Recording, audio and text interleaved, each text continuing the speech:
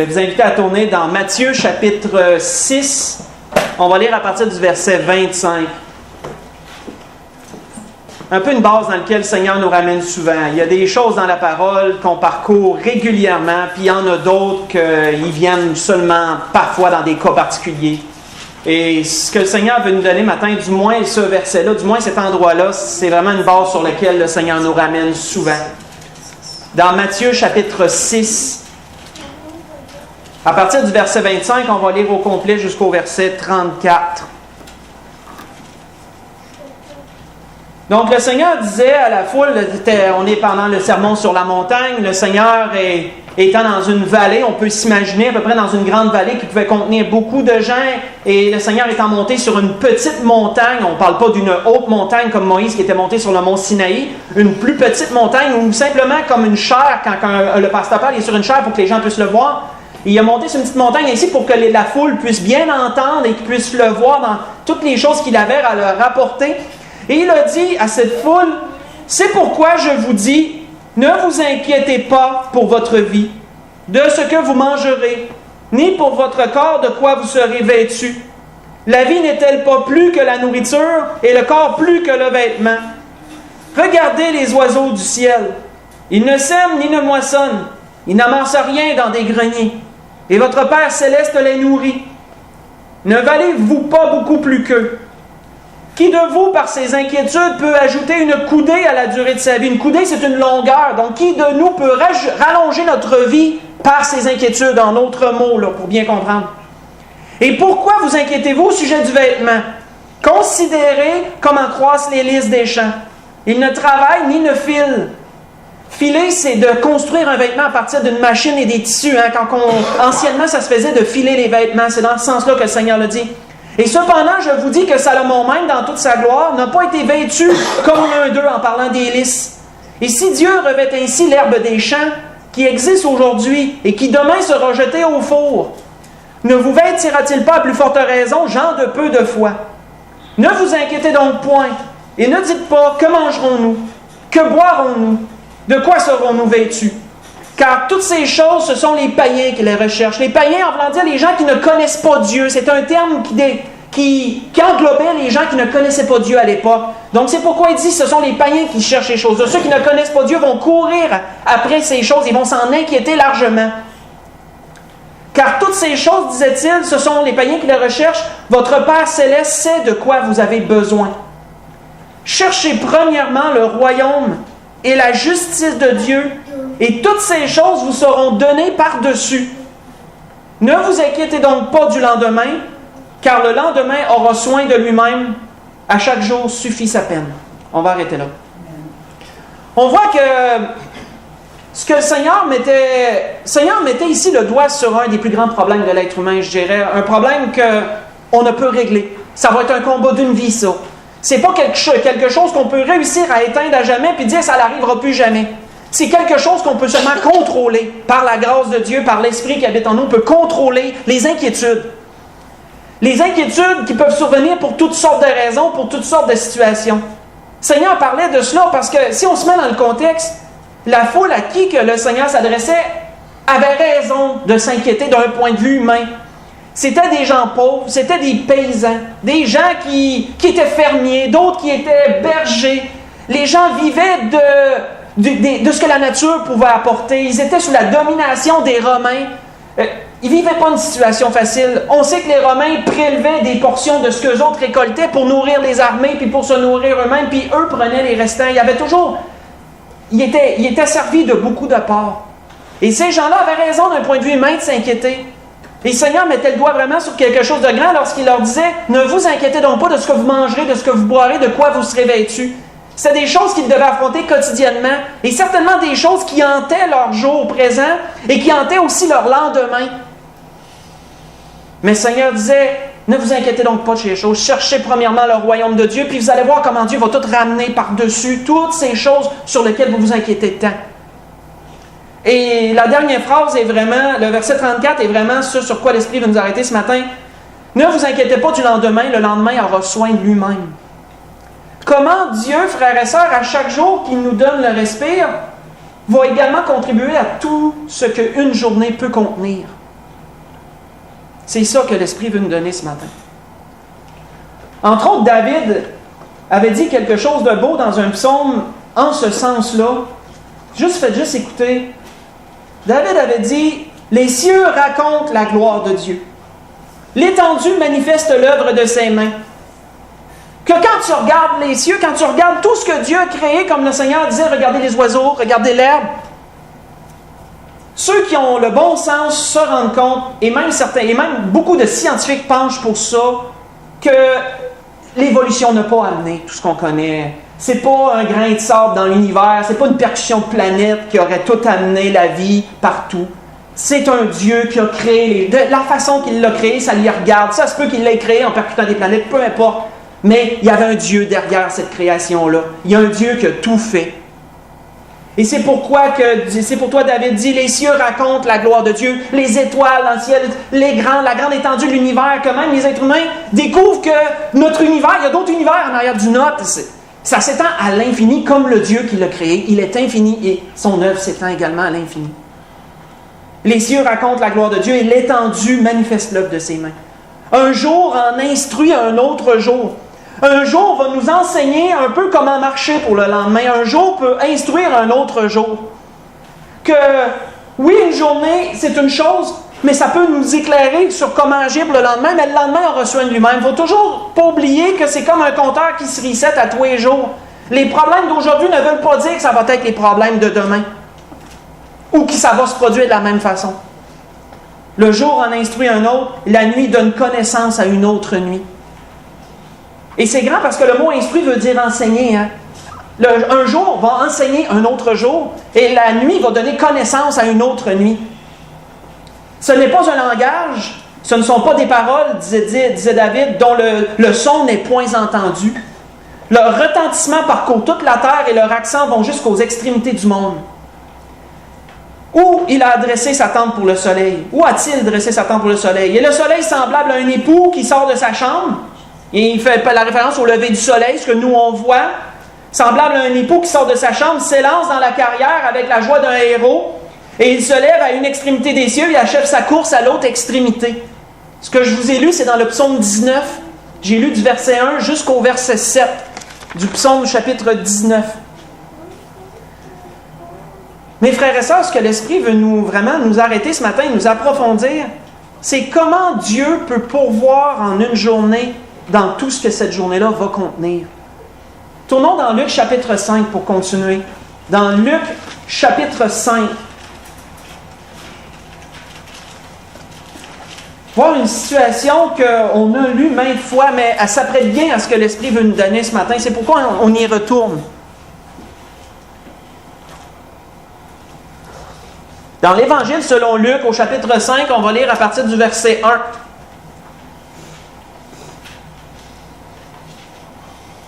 Où il est dit, comme Jésus se trouvait auprès du lac de Génézareth et que la foule se pressait autour de lui pour entendre la parole de Dieu, il vit au bord du lac 2 barques, d'où les pêcheurs étaient descendus pour laver leurs filets. Il monta dans l'une de ces barques, qui était celle de Simon, qu'on connaît aussi comme étant Pierre, qui a été nommé Pierre plus tard par le Seigneur. Simon, et il le prit là de s'éloigner un peu de terre. Puis il s'assit, et de la barque il enseignait la foule. Lorsqu'il eut cessé de parler, il dit à Simon, « Avance en pleine eau, et jetez vos filets pour pêcher. » Simon lui répondit, « Maître, nous avons travaillé toute la nuit sans rien prendre. Mais sur ta parole, je jetterai le filet. » Et l'ayant jeté, ils prirent une grande quantité de poissons et leurs filets se rompaient. Ils firent signe à leurs compagnons qui étaient dans l'autre barque, parce qu'on sait que c'était une association. Hein? Jacques et Jean étaient 2 frères, et Pierre aussi avec son frère, c'est une association. Ils étaient associés, les 2 barques travaillaient ensemble pour, un peu comme une compagnie, pour un bien commun.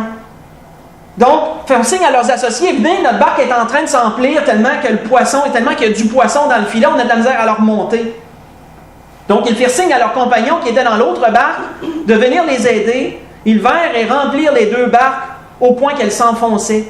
Et quand il vit cela, Simon-Pierre tomba aux genoux de Jésus et dit, « Seigneur, retire-toi de moi parce que je suis un homme pécheur. » car l'épouvante l'avait saisi, lui et tous ceux qui étaient avec lui, à cause de la pêche qu'ils avaient faite. Ils en étaient de même de Jacques et de Jean, fils de Zébédée, les associés de Simon. Alors Jésus dit à Simon, ne crains point, désormais tu seras pêcheur d'hommes. Ayant ramené la barque à terre, ils laissèrent tout et le suivirent. On va arrêter là. Mais une chose, frères et sœurs, sur laquelle l'Esprit m'arrêtait, c'est, je ne sais pas si vous l'avez déjà remarqué, mais ce n'était pas habituel de pêcher la nuit. Tout le monde le sait, tu pêches le jour. C'est en plein jour que tu vas aller à la pêche, c'est pas la nuit. S'il était resté toute la nuit sur le lac à pêcher, c'est parce que certainement la veille, ça n'avait pas bien été. Le jour d'avant, certainement, qui n'avait pas été fructueux, puis ces gens-là vivaient de ça. Donc, du poisson, ce n'était pas une option, c'est une nécessité, il en faut pour qu'on puisse faire de l'argent, qu'on puisse nourrir nos familles, etc., etc. Donc, on peut conclure facilement que la veille, il n'y avait rien poigné, ils ont passé toute la nuit à continuer à s'acharner.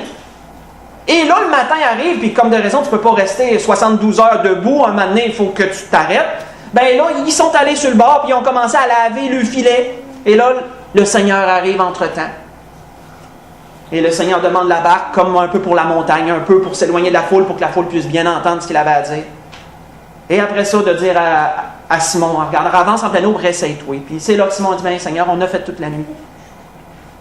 Sans rien prendre. Probablement que ce qui a fait, frères et sœurs, qui ont pêché toute la nuit, c'était probablement l'inquiétude. On peut s'en douter que c'était l'inquiétude de n'avoir rien à ramener pour nourrir la famille. C'est ça qui les a fait s'acharner. Et comment, frères et sœurs, parfois, nous aussi, dans nos inquiétudes, on va s'acharner. On va s'acharner sur des choses. On veut que ça marche parce qu'on a besoin. On sent qu'on a absolument besoin que ça marche. Et on a parfois à faire face à la déception, ça ne fonctionne pas. On a beau essayer, ça ne fonctionne pas. Mais qu'est-ce que le Seigneur nous dit, frères et sœurs, ce matin? C'est pas parce qu'une journée, ça n'a pas marché, que le lendemain, ça ne marchera pas non plus. C'est pas parce qu'une journée a contenu de la déception, puis qu'elle a contenu beaucoup d'efforts qui semblaient vains, que le lendemain, ça va être absolument la même affaire. Chaque jour suffit sa peine, et un jour d'en donner instruction à un autre. Ça ne veut pas dire que ça va être pareil le lendemain. Le Seigneur peut transformer la déception d'une journée en gloire une autre journée. Les jours sont indépendants. Quoique parfois on pense qu'ils vont tous se suivre pareil, ils sont indépendants.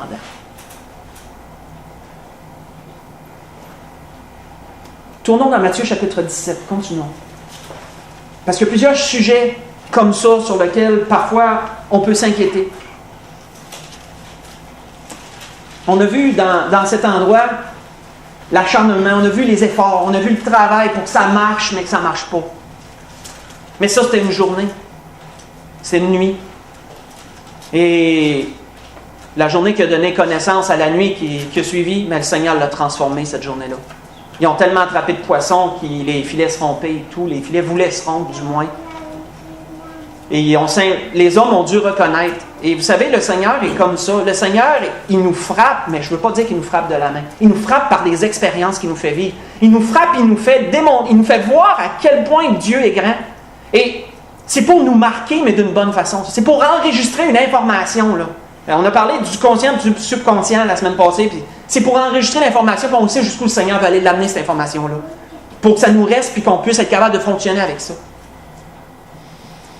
Donc, on voit dans Matthieu, chapitre 17, on voit une autre situation un peu plus tard, à partir du verset 24, que le Seigneur était à cet endroit-là, il était avec Pierre. On ne sait pas où sont les autres. La Bible ne dit pas où c'est que les autres disciples étaient. Le Seigneur était juste avec Pierre. Et il rentre dans Capernaum. Lorsqu'ils arrivèrent, est-il dit à partir du verset 24 de Matthieu, chapitre 17, lorsqu'ils arrivèrent à Capernaum, ceux qui percevaient les 2 drachmes, les drachmes, c'est une pièce de monnaie en passant. C'est comme un genre d'impôt.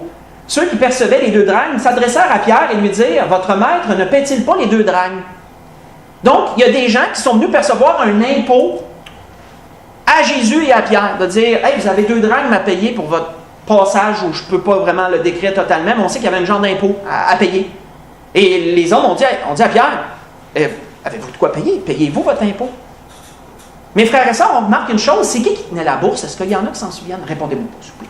Je vais juste lancer la question en l'air. C'était Jean qui tenait la bourse. C'était Judas qui tenait la bourse. La Bible ne mentionne pas que Judas était là. Il ne semble pas là, il semble Pierre, juste Pierre et Jésus. Donc, ça veut dire qu'ils n'ont pas d'argent sur eux autres. mais que là, on leur arrive puis on veut leur percevoir un impôt. Comment qu'on paye ça? Hey, attends une minute. On n'a pas une scène sur nous autres, mais il faut payer un impôt. Qu'est-ce qu'on va faire? Et là, Pierre, et il arrive avec ça. Votre maître ne paie-t-il pas les 2 drachmes? Qu'est-ce que tu veux, Pierre dire? Oui, il va être payé. Je ne sais pas comment, mais il va le payer. Oui, dit-il. Et quand il fut entré dans la maison, Jésus le prévint. Parce que Jésus savait ce qui se passait. Même s'il n'était pas là, il savait ce qui se passait dehors. Jésus le prévint. Et il dit, que t'en semble, Simon? Les rois de la terre, de qui perçoivent-ils des tributs ou des impôts? De leurs fils ou des étrangers? Et il lui dit des étrangers. Jésus lui répondit, les fils en sont donc raisins.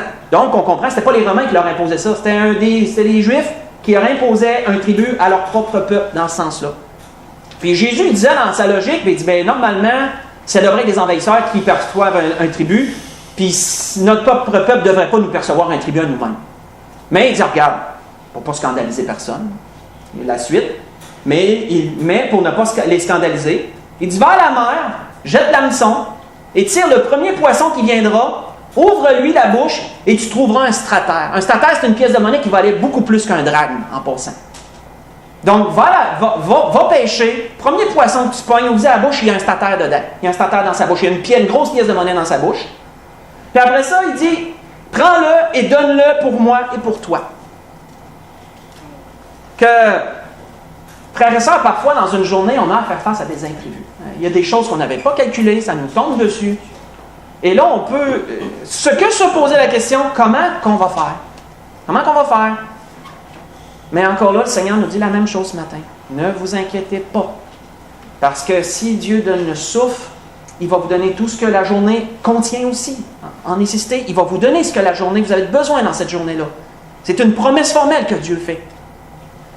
C'est pour ça que le Seigneur nous enseignait à prier dans la prière du Notre Père, donne-nous notre pain quotidien. Nous, ce qu'on a demandé à Dieu, c'est simplement ça. Dieu, donne-moi ce que j'ai besoin aujourd'hui. Et Dieu va le faire. Donne-nous notre pain quotidien. Le pain ne symbolise pas juste que le manger, ça symbolise tout ce qu'on a besoin dans une journée. Donne-nous notre pain quotidien. Donne-moi ce que j'ai besoin aujourd'hui. Et Dieu va le faire. Comme Dieu le fait là. Et Pierre, sans doute, qui était inquiet, il dit, comment on va faire ça? Judas n'est pas là pour la bourse, comment on va payer? Mais le Seigneur a trouvé une manière simple. Tiens, vas-y. Encore une autre expérience pour frapper l'imaginaire, pour frapper le conscient, là. Puis incruster, dire, regarde, Dieu prend soin. Dieu veille. Dieu va le faire. Tournons dans Luc, chapitre 22. Continuons dans Luc, chapitre 22. Cette fois-ci.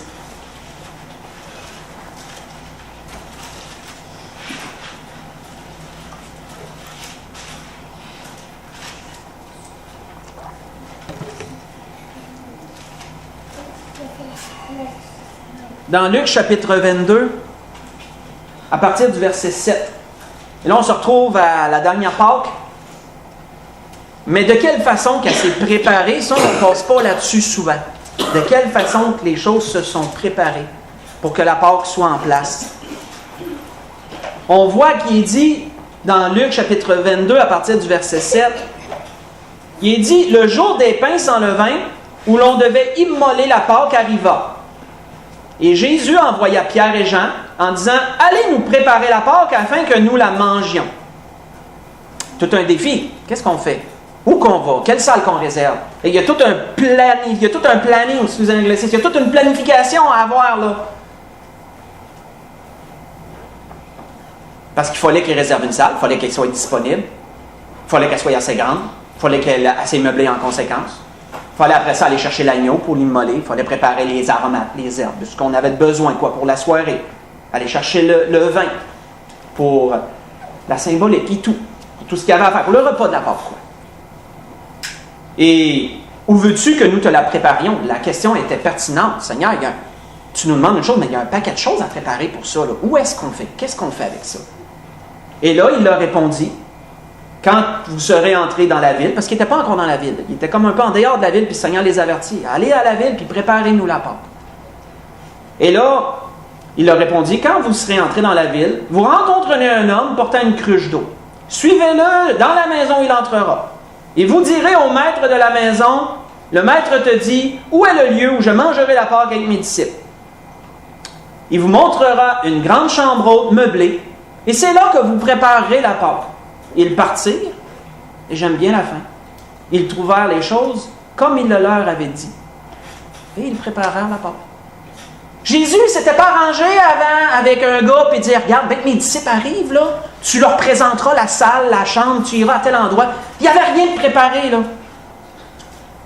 Premièrement, il fallait qu'ils trouvent quelqu'un qui a une cruche. Fait que sûrement qu'ils sont arrivés en ville, ils ont regardé et ont dit, bon, y a-t-il quelqu'un qui a une cruche d'eau? Ah, ok, tiens, il y en a une, ça doit être lui. On y va.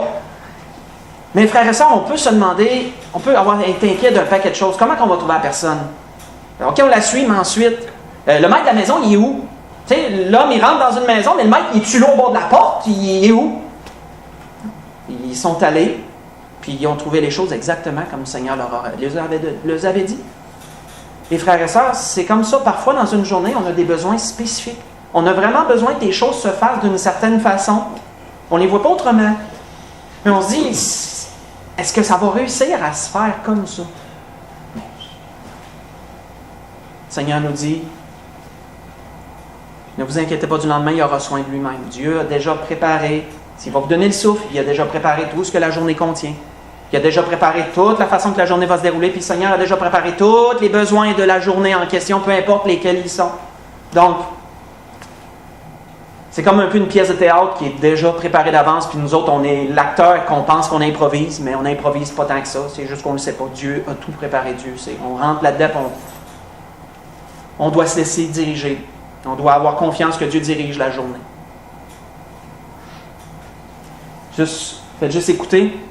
On voit que c'est semblable, et on l'a lu encore dernièrement, lorsque le Seigneur a envoyé ses disciples avec force et puissance pour chasser les démons, pour proclamer la parole. C'est semblable. Lorsqu'il nous a dit, faites juste écouter.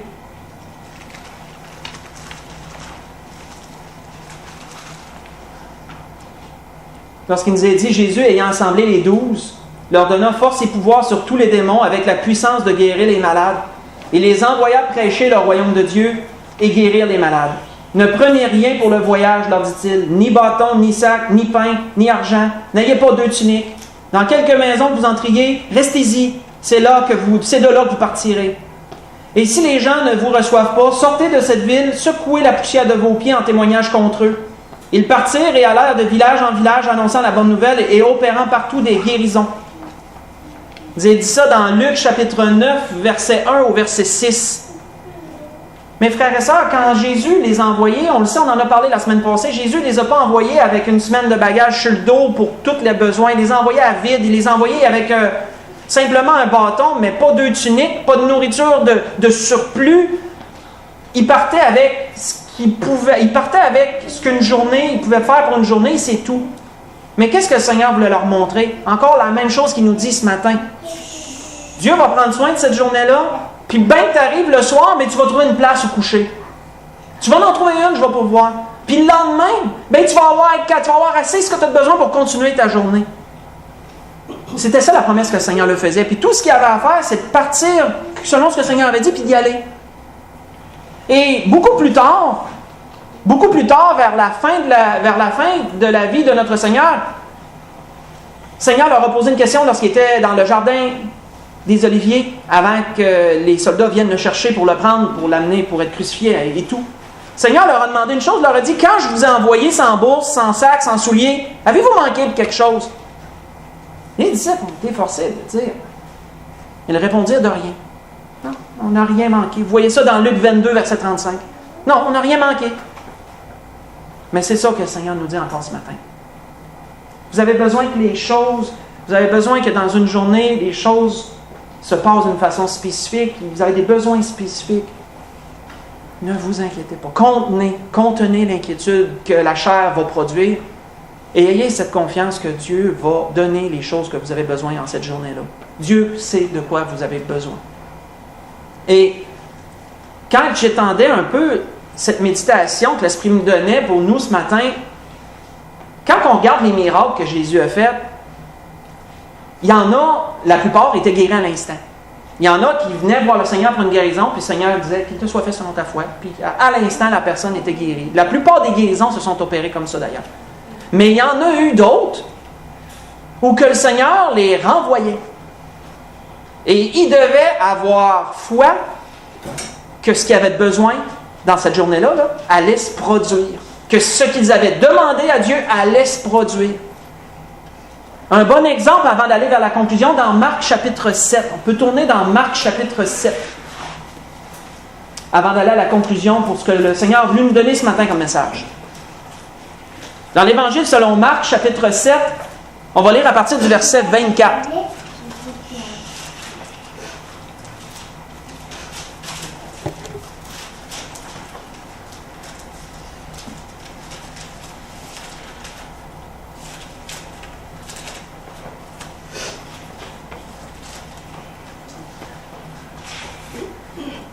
Où il est dit, Jésus, étant parti de là, s'en alla dans le territoire de Tyr et de Sidon. Jésus voyageait beaucoup. Jésus ne restait pas à un seul endroit, puis il n'a pas passé tout son ministère à un seul endroit. Le territoire d'Israël, là, Jésus l'a parcouru de long en large. Jésus le parcourait de long en large, le territoire d'Israël en entier. Jésus, étant parti de là, s'en alla dans le territoire de Tyr et de Sidon, qui est une partie du territoire d'Israël. Il entra dans une maison, désirant que personne ne le sache. Seigneur voulait être seul des fois. Ben oui, toi. Seigneur était dans une chair comme la nôtre. Seigneur était toujours entouré de gens qui voulaient tout le temps le toucher, entendre ce qu'il avait à dire. Il n'y avait pas une minute à lui de tranquillité, de quiétude. Seigneur rentre dans une maison ne voulant que personne ne le sache. Il y a un petit moment, tranquille, tout seul avec le Père. Probablement que Jésus aurait aimé ça. Mais il ne put rester caché. Non, Jésus était beaucoup trop populaire pour passer inaperçu quelque part. Car une femme, dont la fille était possédée d'un esprit impur, entendit parler de lui et vint se jeter à ses pieds. Cette femme était grecque, syro-phénicienne d'origine. Donc c'était une païenne qui habitait le territoire d'Israël, dans ce coin-là qui était Tyr et Sidon. Qu'est-ce qui nous est dit par la suite? Elle le pria de chasser le démon hors de sa fille. Jésus lui dit, « Laisse d'abord les enfants se rassasier, car il n'est pas bien de prendre le pain des enfants et de le donner aux petits chiens. » Jésus a voulu la décourager dans ses paroles d'une part. Dans un certain sens, Jésus savait ce qu'il faisait. Mais cette femme était païenne, n'était pas juive. Jésus lui disait quoi? Il dit, « Je suis venu premièrement pour les Juifs. » Il dit, « Ce que tu fais, c'est pas convenable, c'est pas bienséant de vouloir enlever ce que je dois donner premièrement aux Juifs, ce que je donne aux Juifs. » Parce que la Bible nous dit que Jésus était premièrement venu pour son peuple. Il n'était pas venu premièrement pour les païens. Nous, ça s'est ajouté par après. Et donc, une parole qui aurait rebuté la plupart des gens, que la plupart des gens se seraient retournés penauds, mais non, la femme, elle s'en laissait pas imposer, même si c'était le Seigneur qui disait ça. Qu'est-ce qu'il est dit? « Oui, Seigneur, dit-elle. » Elle a embarqué dans ce que le Seigneur a dit. Elle s'est humiliée. Elle n'a pas dit, « Ben là, pour qui tu me prends pour me traiter de petite chienne ou de petit chien? » Elle s'est humiliée. Elle a dit, « Oui, Seigneur. » Lui répondit-elle, « Mais les petits chiens mangent sous la table les miettes des enfants. » Les enfants voulant dire les Juifs. Puis elle se dit, « Ok, tu dis, je suis un petit chien, mais les petits chiens, ils sont en dessous de la table, eux autres, puis même s'ils font pas de bruit, ils cherchent à grappiller les petites miettes qui tombent à terre. » Qu'est-ce que Jésus peut faire devant une telle parole? Qu'est-ce que la Bible nous dit? Alors, il lui dit, à cause de cette parole, elle a touché le cœur de Jésus, c'était quelque chose. À cause de cette parole, va, le démon est sorti de ta fille. Et quand elle rentra, sa fille n'était pas à côté d'elle, là. On ne sait pas d'où, on ne sait pas combien de temps qu'elle a pris pour rencontrer Jésus. Mes frères et sœurs, si on extensionne la situation, elle a certainement essayé de traiter sa fille d'une façon ou d'une autre. Puis là, on entend parler de Jésus, un homme qui chasse les démons, qui guérit les malades. Elle se dit, ben c'est sûr qu'il peut faire quelque chose pour moi, mais où qui est Jésus? Il faut qu'elle le trouve. Il n'y a pas de pancarte qui dit Jésus va se produire là. C'est pas comme un spectacle, là, puis qu'on s'est annoncé partout. Il faut qu'elle cherche, il faut qu'elle fasse ses villages. Avez-vous entendu parler de Jésus? Savez-vous dans quel coin il est? Puis une fois qu'elle rentre, Jésus s'est rendu dans une maison, puis il ne voulait pas que personne ne sache. Ça veut dire que Jésus n'a pas crié ses doigts qui étaient là. Mais là, il a fallu qu'elle demande, hey, avez-vous vu Jésus? Voyez-vous, si on extensionne, là, il a fallu qu'elle le trouve. Il a fallu qu'elle en fasse des efforts pour réussir à aller dans la maison où c'est qu'il était, puis qu'il avait voulu pour que personne ne sache. Mais elle a réussi quand même à le trouver. Puis après ça, il a fallu qu'elle, sans dire qu'elle se batte avec Jésus, mais il a fallu qu'elle défende son point, qu'elle ne se laisse pas décourager face à ce que Jésus y a amené. Mais après ça, frères et sœurs, après que Jésus va, ta fille est guérie. Ben là, il faut qu'elle retourne jusque chez eux. On ne sait pas combien loin c'est. Il faut qu'elle retourne jusque chez eux. Puis il faut pas qu'elle s'inquiète, là. Il faut qu'elle ait confiance que sa fille est guérie. Mais qu'est-ce que la Bible nous dit? Lorsqu'elle est rendue dans sa maison, elle a vu que l'enfant était en paix. L'enfant était couché, l'enfant était en paix, était serein. Le démon était sorti d'elle. Frères et sœurs, oui, parfois dans une journée, on va avoir des efforts à faire. Là. Dans une journée, qu'est-ce que le Seigneur nous dit ce matin? C'est pas une promesse de vous n'aurez jamais rien à faire, tout va vous tomber dessus dans la journée, comme vous l'avez besoin. Parfois, oui, le Seigneur nous surprend, c'est étonnamment facile parfois comment les choses nous arrivent. Mais qu'il y a d'autres fois que, oui, on a des efforts à faire dans cette journée-là. Oui, parfois, c'est pas facile. On va devoir peut-être prendre des rendez-vous, on va devoir peut-être, sans dire s'astiner, peut-être juste d'une façon polie et gentille, défendre notre point pour certaines choses. Mais en bout de ligne, soyons sûrs encore la même chose qu'à la fin de la journée, Dieu aura pourvu à tout ce qu'on a besoin pour cette journée-là. Et même si on a eu des efforts à faire, un combat à mener, mais à la fin de la journée, on va se rendre compte que tout était là, puis on a manqué de rien. Et frères et sœurs, quand on regarde, juste si vous voulez aller le lire pendant la semaine, si vous regardez l'aveugle qui est dû aller se laver au réservoir de Siloé dans Jean 9, de 1 à 11, pas besoin d'y tourner, mais si vous voulez l'étudier pendant la semaine, c'est la même chose. Cet homme-là, Jésus le rencontre, Jésus lui met de la boue sur les yeux, et Jésus l'envoie. Il n'a pas été guéri à l'instant, Jésus l'envoie, mais il fallait qu'il réussisse à se rendre là, au réservoir de Siloé, il ne voyait rien, le gars. Il réussit à se rendre là d'une façon ou d'une autre, il se lave les yeux, puis il voit. On doit parfois affronter les choses d'une journée, mais le Seigneur va pourvoir à ce qu'on a besoin dans cette journée-là. Les 10 lépreux, ça a été la même chose. Ils viennent tous voir le Seigneur, ils crient, puis le Seigneur les renvoie tous. Allez vous présenter au sacrificateur, parce que c'était la coutume de l'époque. Si tu étais lépreux, il fallait que tu ailles te présenter au sacrificateur, puis lui, il est d'aller ta lettre pour voir si tu n'étais plus contagieux, si tu étais correct ou pas. Bien, ils sont allés ils n'ont même pas eu le temps de se rendre, ils ont tous été guéris en chemin. Mais il fallait quand même qu'ils y aillent, puis il fallait quand même qu'ils aient confiance que le Seigneur allait les guérir. C'était ce que l'Esprit voulait nous donner ce matin. Et je trouvais que ça s'apprêtait bien à ce qu'on vit, mais en tout cas dans mon cas. Dans mon cas, parce que c'était un sujet d'inquiétude. Puis le Seigneur m'a dit, regarde Marc, Seigneur, je vais pourvu, tout va bien aller dans cette journée-là. Tu vas voir, les choses vont être en place, et chacun va faire ce qu'il a à faire, et je vais te glorifier. Moi, c'est ce que le Seigneur me disait. Fait qu'il fallait que je parte avec ça, puis je me dis, ben oui, Seigneur, tu vas le faire comme ça. Et je rends gloire à Dieu. Peux-tu dire que le Seigneur n'a pas accompli sa promesse en vous voyant? Non. Le Seigneur a fait exactement comme il avait dit qu'il ferait, dans mon cas, en tout cas. Et ça en est ici pour chacun.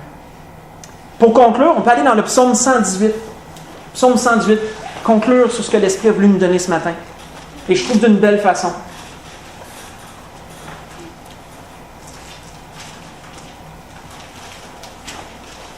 Le psaume 118 est spécial un peu, parce que quand on regarde tous les livres qu'il y a dans la Bible, les livres de l'Ancien Testament et les livres du Nouveau, et qu'on divise le chiffre en deux, on tombe au psaume 118. C'est un peu le centre de la Bible, si on veut le regarder de même, d'après les livres qu'on a. Psaume 118, c'est le psaume central de la Bible. On peut voir le message un peu qu'il contient. Entre autres, dans ce psaume, David raconte des malheurs qu'il a eu, il raconte des défis qu'il a dû faire face dans une journée, et peut-être plusieurs journées, on ne le sait pas. Mais qu'est-ce qu'il dit à partir du verset 13 du psaume 118? Il dit, tu me poussais pour me faire tomber. Mais là, il ne parle pas à Dieu, il parle à son ennemi. Là. Il parle aux personnes qui en voulaient. Il dit, tu me poussais pour me faire tomber. Ça, c'est Satan qui veut faire ça. Nous pousser pour nous faire tomber. Oui. Mais l'Éternel m'a secouru. L'Éternel est ma force et le sujet de mes louanges. Il est devenu mon salut. Des cris de triomphe et de salut s'élèvent dans les tentes des justes. La droite de l'Éternel manifeste sa puissance. La droite de l'Éternel est élevée. La droite de l'Éternel manifeste sa puissance. Je ne mourrai pas, je vivrai, et je raconterai les œuvres de l'Éternel. Et là, il raconte un peu ce qu'il avait vécu. Il dit, l'Éternel m'a châtié, parce que oui, parfois Dieu nous reprend. L'Éternel m'a châtié, mais il ne m'a pas livré à la mort. Ouvrez-moi les portes de la justice, j'entrerai, je louerai l'Éternel. C'est par elle qu'entrent les justes. Je te loue parce que tu m'as exaucé, parce que tu es devenu mon salut. Et là, une prophétie, verset 22-23, c'est une prophétie de notre Seigneur. La pierre qu'ont rejetée ceux qui bâtissaient est devenue la principale de l'angle. C'est de l'Éternel que la chose est venue. Et c'est un prodige à nos yeux. Mais regardez la fin, la conclusion un peu du message de ce matin. C'est ici la journée que l'Éternel a faite.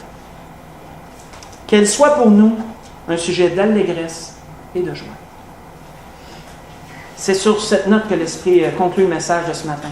Que peu importe ce qui peut arriver dans une journée, qu'à la fin de la journée, on n'oublie pas que c'est ici la journée que l'Éternel a faite, qu'elle soit pour nous un sujet de joie et d'allégresse. On peut se lever pour le dernier cantique.